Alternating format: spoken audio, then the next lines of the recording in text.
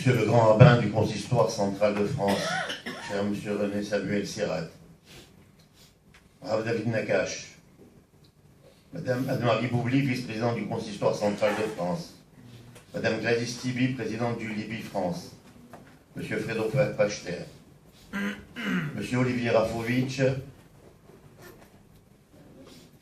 conseiller de la ministre de l'Intégration. Mesdames, Messieurs, je tiens à remercier le Centre communautaire francophone et Khaleitan, son président et ses administrateurs pour leur accueil chaleureux.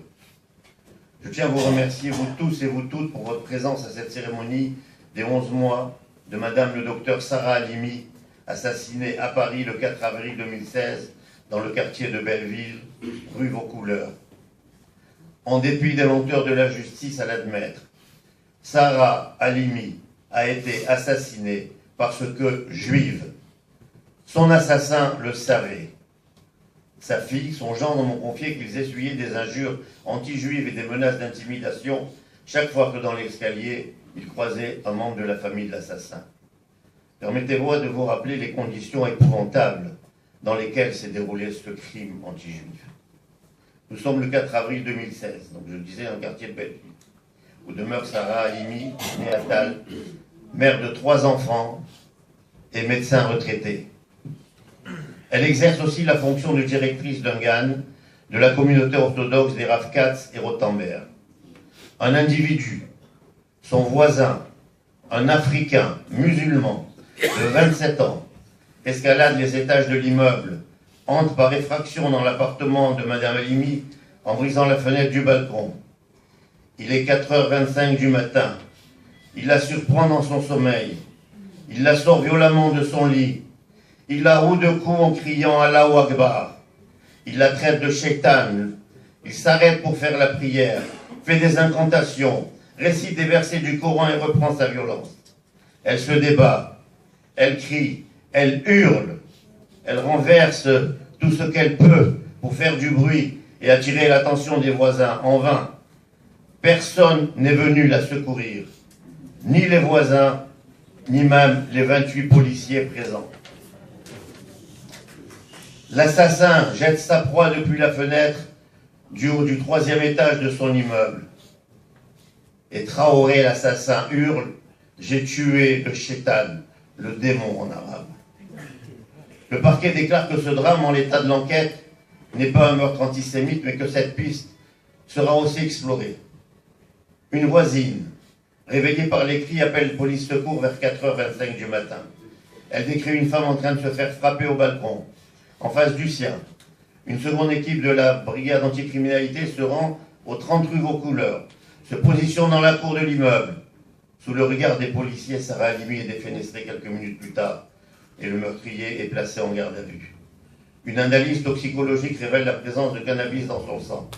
Après une rébellion contre les policiers, le médecin juge son état psychiatrique incompatible avec la garde à vue et le fait interner sans qu'il n'ait jamais été entendu par la police. Les résultats de l'expertise psychiatrique sont prévus mi-juin, puis reportés fin août. La police est arrivée 3 minutes après avoir été appelée. 28 policiers et les pompiers étaient sur place.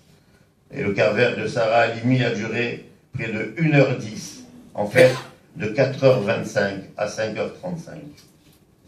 Le 20 juin, la belle-sœur de Sarah Halimi dépose une plainte qui dénonce l'inertie de la police et leur manque de coordination.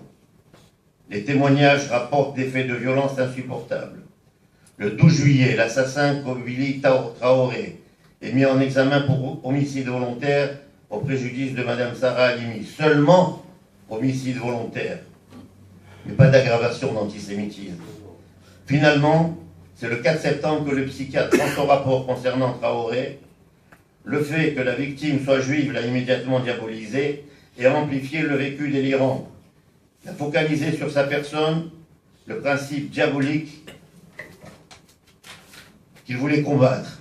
Et il a provoqué le déferlement barbare dont elle a été la malheureuse victime. Autrement dit, le crime de Traoré est un acte délirant et antisémite. C'est ce que dit le rapport psychiatrique. Au vu de cette expertise, le parquet de Paris a demandé à la juge chargée de l'enquête que le caractère antisémite soit retenu dans cette affaire. À la suite de ce qu'il considère comme la lenteur de l'instruction, Maître Buchinger, l'avocat de la famille Halimi, dépose mi-décembre, il n'y a pas très longtemps, une demande d'acte d'instruction afin que le magistrat étende la mise en examen de Kobili Traoré aux circonstances aggravantes d'antisémitisme et d'assassinat, d'actes de torture et de barbarie. Sans réponse au 22 janvier 2018, l'avocat a saisi le président de la chambre d'instruction. C'est la procédure qu'il faut adopter. Le 29 janvier 2018, Madame Anne Iouilou, c'est la juge d'instruction, en charge du dossier, refuse de qualifier cet assassinat de barbarie et d'acte antisémite et de retenir les circonstances aggravantes d'assassinat et d'acte de torture et de barbarie.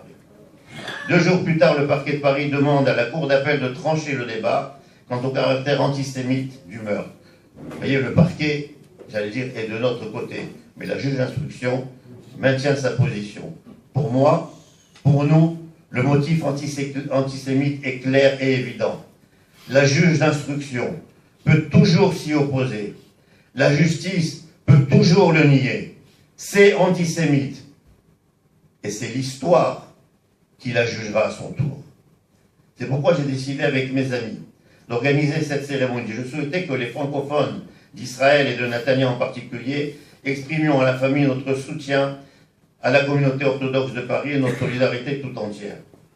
Si les familles de Sarah Halimi, d'Ilan Halimi, Myriam Sonego, les enfants sans lien à leur père ont préféré les faire inhumer en Israël, c'est bien pour leur éviter tout risque de sacrilège ou de profanation. Toute la famille de Sarah Halimi, son frère et ses enfants, sont réunis en ce moment même et prient en même temps que nous. Ils sont à Jérusalem. Il me paraissait nécessaire que les Olim de France se sentent concernés par ce drame. Oui, je considère que cela concerne chaque juif de France. Je pense que toutes les synagogues de France et tous les oratoires orthodoxes auraient dû faire cette commémoration.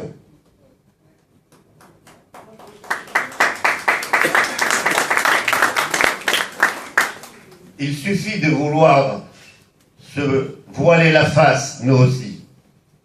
C'est pourquoi j'ai pris aussi l'initiative d'organiser une autre cérémonie avec l'UPJF, Siona, l'OJE et la CGFAI, Confédération des Juifs de France, Termine d'Israël. Elle se déroulera le 4 mars dans la synagogue du Rav Élie Lelouch, à Paris 11e, en présence du grand rabbin de Paris, M.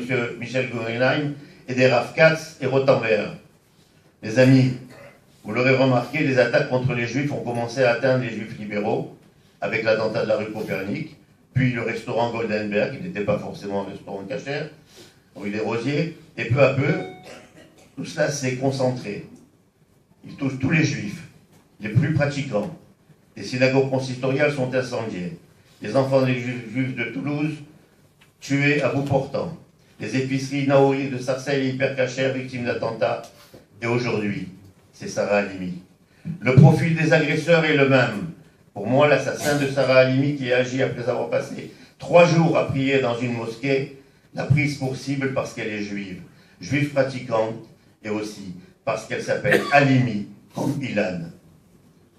Comme Fofana, l'assassin d'Ilan, Traoré est un Africain, un musulman africain. D'ailleurs, tout comme Koulibaly et les autres terroristes anti-juifs. Tous comme ceux qui ont attaqué mon ami Roger Pinto, son épouse et leur fils à leur domicile. En France, les autorités et les dirigeants des communautés juives restent vigilants. Les protections et les surveillances sont élevées à leur maximum. Je ne vois pas pour ma part ce qu'il faut faire de plus quand le danger peut venir du voisinage.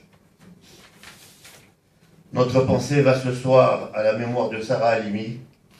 Prions pour le repos de son âme et que de là où elle se trouve, elle intervienne auprès d'Akadosh Baruch Hu, auprès de l'Éternel Tout-Puissant, pour obtenir la Géoula et la protection du peuple juif. Amen. Je vous remercie.